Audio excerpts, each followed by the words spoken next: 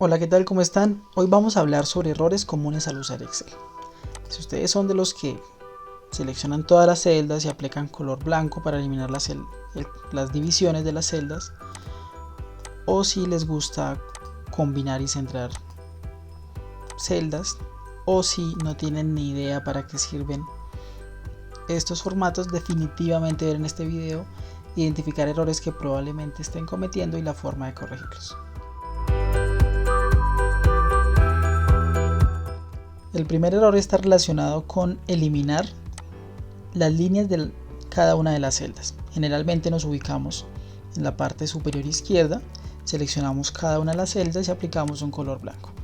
Evidentemente eliminamos dicha división, pero lo que no sabemos es que acabamos de seleccionar miles de celdas y aplicar un formato que lo único que va a hacer es ralentizar nuestro documento. Esto claramente está mal y hay una forma mucho más práctica de hacerlo. Lo correcto es dirigirnos a disposición de página y simplemente en la parte de líneas de edición desactivamos la casilla de ver. Otra forma de hacerlo es en vista, simplemente desactivamos líneas de cuadrícula. De esta forma eliminamos líneas de edición sin sobrecargar nuestro documento con información totalmente innecesaria.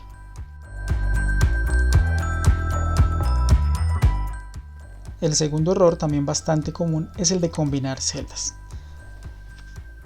¿Cuándo se puede y cuándo no se puede combinar celdas?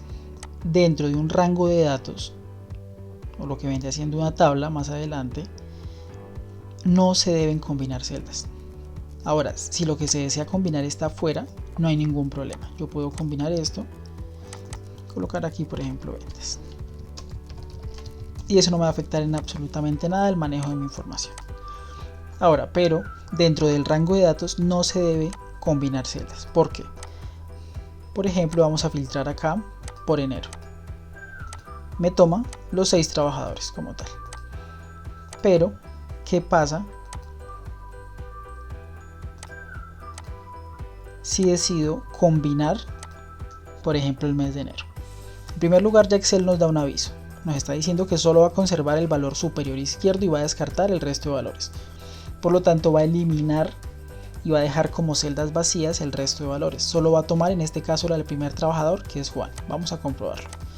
Aceptamos, filtramos nuevamente. De hecho, aquí ya nos marca la casilla de vacías. Seleccionamos enero, aceptamos. De esta forma, si con esta información decidimos hacer un gráfico, una tabla dinámica o el manejo de la información que nosotros queramos, nos va a marcar una información errónea. La forma correcta de trabajarlo es cada casilla, cada fila debe tener la información completa. De esta forma, al momento de aplicar filtros o segmentación de datos, no vamos a tener ningún inconveniente. Un tercer error es trabajar con rango de datos. ¿Qué es un rango de datos? Como tal, esta información que tenemos acá, sin formato de tabla, es un rango de datos. ¿Qué es formato de tabla? Son básicamente estas alternativas que tenemos acá en esta opción de dar formato como tabla. No voy a profundizar en gran medida qué es un formato de tabla. Aquí les dejo un video donde explico qué es un formato de tabla, cómo usarlo y sus diferentes beneficios, pero les voy a demostrar aquí rápidamente cómo se debe trabajar y por qué no se debe trabajar con un rango de datos. Aquí tenemos un rango de datos y aquí ya tenemos como tal la misma información, pero en un formato de tabla. Vamos a probarlo con, aquí tengo una tabla dinámica, una gráfica dinámica y un gráfico convencional. Ahora, ¿qué pasa si por ejemplo quiero determinar para cada uno de los meses y trabajador las unidades fabricadas? Como tal, mi tabla dinámica me la calcula, mi gráfico dinámico se actualiza y mi tabla como tal ya tiene los valores totales acumulados para cada uno de los meses. ¿Qué pasa si por ejemplo duplico toda esta información? Vamos a duplicarla. Control C, Control V. Simplemente nada cambió. Esa es una de las desventajas. Lo que pasa es que como tal, al trabajar con un rango de datos, esto se debe estar actualizando. Si venimos aquí a cambiar origen de datos, podemos observar que está hasta acá. Por lo tanto, tenemos que actualizar nuestro rango de datos nuevamente. Lo mismo pasa con la gráfica. Si nos vamos a la gráfica y determinamos qué valores está considerando, nos damos cuenta que no consideró los valores que le agregamos. Ahora, por otra parte, al usar un formato de tabla en la cual ya tenemos de pronto la información, tanto para la tabla dinámica como el gráfico dinámico como el gráfico convencional, ¿qué pasa si duplicamos esa información? Si simplemente tomamos estos valores y los agregamos al final de la tabla, esta como tal sigue siendo parte de la tabla. Si nos damos cuenta, aquí sigue estando la opción de diseño de tabla, que es una de las señales que nos demuestra que esto sigue siendo una tabla. Si nos damos cuenta, aquí estos valores cambiaron. Por ejemplo, Juan 514, si retrocedemos, estaba en 257. En cuanto incluimos la información, automáticamente esto se actualizó. Ahora, ¿cómo actualizamos las tablas dinámicas y los gráficos dinámicos? Simplemente vamos a analizar tabla dinámica y cliqueamos en actualizar. Y automáticamente la información se nos actualiza, sin estar de pronto desplazando criterios de selección ni nada de eso. Igual podemos establecer segmentaciones de datos. Vamos a filtrar por trabajador y por mes de forma muy práctica. Esto lo explico en el video sobre tablas.